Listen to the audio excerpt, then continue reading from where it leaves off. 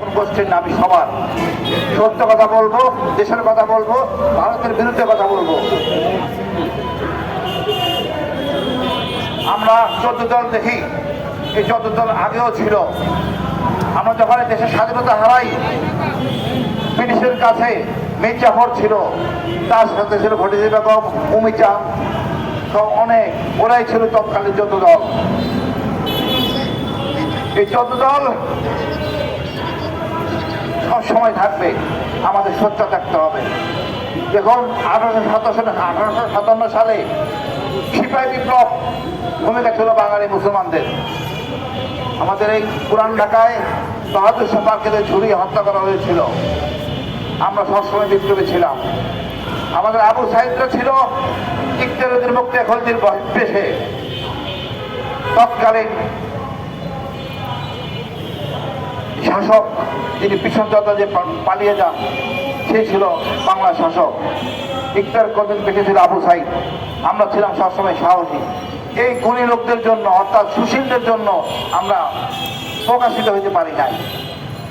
আবু সাইদ মুক্ত, আমি এদের কাছে গর্বিত। মহান আল্লাহর কাছে ওদের শ্রেষ্ঠত্ব তার করুন। আপনি দেখুন, আমরা বঙ্গবন্ধু আন্দোলন করেছিলাম, নওয়াব সলিমুল্লাহ, তার নাম আমরা শুনি না, কেউ কথা বলি না। এই বঙ্গবন্ধুকে ভেঙে দেয় কারা? রবীন্দ্রনাথ ঠাকুর। এই ঠাকুর আমাদের শেষ করে, যাতে মুসলমানরা দাঁড়াতে না পারে। সেই চাপে আমরা এখনো বিদ্যমান। এই ঠাকুরের সময় ছিল ক্ষুদিরাম, প্রীতিলতা। আমরা মিথিল দিয়ে জানি এরা স্বাধীনতা সংগ্রামী না, স্বাধীনতা সংগ্রামী ছিল মুসলমান। নওয়াব সলিমুল্লাহ, কাজী নজরুল। আমরা মিথ্যে ইতিহাস পড়ে আসছি। আমাদেরকে সত্যিকারের দিয়ে জানতে হবে। 47-এ ভাগ হয়েছি ধর্মের ভিত্তিতে, কারণ আমাদের পক্ষে সম্ভব ছিল না ভারতে হিন্দুদের সাথে থাকা। যে নির্যাতন, যে নিপীড়ন ছিল, তার থেকে বেঁচে থাকার জন্য হয়েছিলাম পাকিস্তান। এই পাকিস্তানের থেকেও আমরা শান্তিতে থাকতে পারি নাই। একের পর এক ঝামেলা বাঁধানো হয়েছে। আমরা ছিলাম 7.5 কোটি বাঙালি। পাকিস্তানের 4 জাতি মিলে ছিল 4.5 কোটি। কোনো দরকার ছিল না যুদ্ধ করার, এমনি সাথে দিতে পারতাম। আমাদের নেতা ছিল না। নেতা না থাকার কারণ ওই বঙ্গভঙ্গ, ওই সময় আমরা নেতা সৃষ্টি করতে পারি নাই। 70 সালের নির্বাচনে পুরো দেশ পাকিস্তানের পক্ষে ছিল। ডিসেম্বর মাস, অস্বীকার করার কায়দা নাই।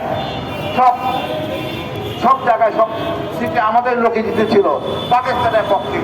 2 মাস না যদি আমরা স্বাধীনতার কথা বলা শুরু করলাম। এটা ছিল ভারতের রয়ের চক্রান্ত। আমরা চক্রান্ত ধরতে পারি নাই। আজকে আমার মনে পড়ে, আমি জানি শোনা, জেনারেল মঈন উপদেষ্টা ছিলেন। উনি 22শে মার্চ বঙ্গবন্ধু তথা শেখ মুজিবুর রহমান উনি বাসায় যান, বলতেছে আমার বাসায়। উনি ওনাকে জিজ্ঞাসা করেন, স্যার আমার ইউনিট করাচি, আমি কি করব? দেশে তো এরকম উত্তপ্ত। শেখ মুজিবুর রহমান বলেন, তুমি কারো কথা শুনবে না, সোজা টিকিট কেটে করাচি চলে যাও। তার ইউনিট ছিল করাচি, যাকে যারা উপদেষ্টা মতিন ছিলেন। অর্থাৎ 22 তারিখ পর্যন্ত উনি পাকিস্তান প্রেমেই ছিলেন। যখন 25 রাতে উনি আত্মসমর্পণ করেন, ওনার ব্যাগ আগে গুছানো ছিল। উনি জানতেন রাতে বেলা আক্রমণ হবে বাঙালির উপর। উনি কাউকে কিছু বলেন নাই। উনি বলছেন তাজউদ্দিন সাহেবকে নাকে তেল দিয়ে ঘুমাও, 27 তারিখ হরতাল ডেকেছি। এই ছিল আমাদের নেতা। উনি চাকরি বস্তা গুছিয়ে রেখে পাকিস্তানের কাছে আত্মসমর্পণ করেন। আমি একে ভাগুরা নেতা বলবো। আমাদের দলের নেতা না, দেশের নেতা না, এটাই আওয়ামী লীগ। যে ঘোষণা তার দেওয়ার কথা, সেই ঘোষণা দিয়েছে শহীদ দিয়া, অচেনা একটা লোক। তার উপরে আস্থা রেখে সমগ্র জাতি আমরা ঝাঁপিয়ে পড়ি মুক্তিযুদ্ধে। তাকে কি অপমাননা করা হয়েছে এই আওয়ামী লীগ।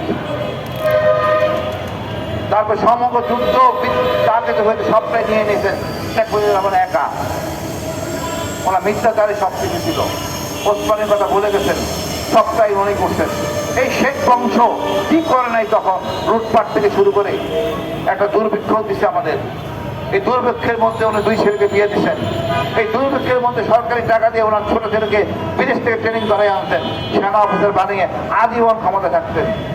আল্লাহ অশেষ রহমত, আমরা ওইখানে উদ্ধার করেছে আমাদের 75 বিপ্লবী অফিসাররা। মেজর ডালিম না থাকলে আজকে এখানে থাকতে পারতাম না। মেজর ডালিম না থাকলে আমরা এই শহীদ জিয়াকে পেতাম না। মেজর ডালিম না থাকলে এরশাদের মতো জানোয়ার আর এই হাসিনাকে পেতাম না। আমরা মেজর ডালিমদের সম্মান দিতে জানি নাই। এরা সবাই মুক্তিযোদ্ধা। আমার জাতা মুক্তিযোদ্ধা না, পাকিস্তান থেকে পরে এসে এই দেশের অস্ত্র ধরেছিলেন। আমরা নির্লজ্জ জাতি, সম্মান করতে জানি না। আবু সাইদ মারা গেছে, এখন পর্যন্ত তাকে আমরা খেতাব দিয়ে পুরস্কৃত করতে পারি নাই। এটা তো আমরা দেখতেছি। আমরা এখন আমি বলবো এই সূর্য সন্তান ৭৫ সূর্যের সম্মান করতে হবে।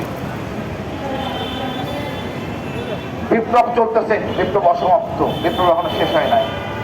হাসিনা কেমন ছিল জানেন? আমি সেনা কর্মকর্তা হিসাবে গুম ছিলাম। আমি 2 বার গুম ছিলাম। নৈতিক দায়িত্ব আমি 22 সালে বলে দিছি যে ডিজেপি আয়নাঘর আছে। আমার 2টা বছর আমি কিভাবে ছিলাম আমি জানি না।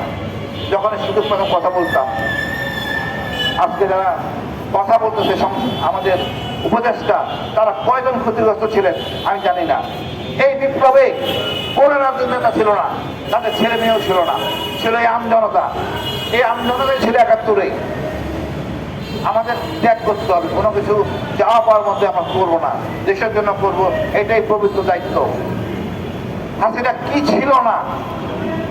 এই ৬০ থেকে নিরীহ জনগণের মধ্যে অস্ত্র দিয়ে মানুষ মারা। আপনারা তো মারতে পারেন না, অস্ত্র ব্যবহার করবে শত্রুর বিরুদ্ধে। আমাদের ডিজে ভাই বলেন, NSI বলেন, পুরা জিনিস সিস্টেমটাকে উনি আওয়ামী লীগ বানায় ফেলেছেন। পুরো সেনাবাহিনীকে আওয়ামী লীগ বানায় ফেলছেন।